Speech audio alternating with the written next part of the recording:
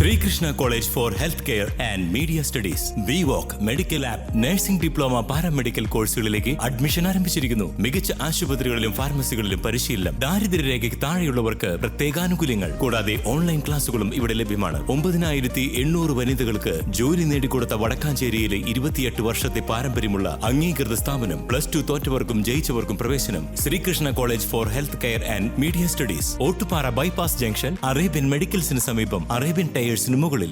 May 10 നടക്കുന്ന പറക്കോട്ടുകാവ് താലപ്പൊലി മഹോത്സവത്തിന് മുന്നോടിയായുള്ള കലാസന്ധ്യയ്ക്ക് ക്ഷേത്ര സംഗീതത്തിൽ വർണ്ണാഭമായ തുടക്കം.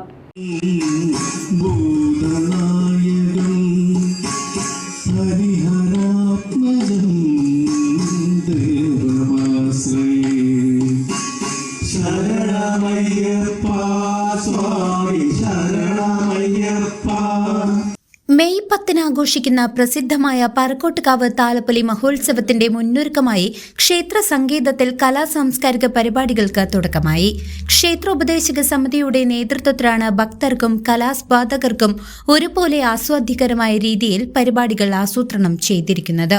താലപ്പൊലി ഉത്സവത്തിന് മാറ്റുകൂട്ടാൻ വൈവിധ്യമാർന്ന പരിപാടികളാണ് അരങ്ങേറുന്നത്.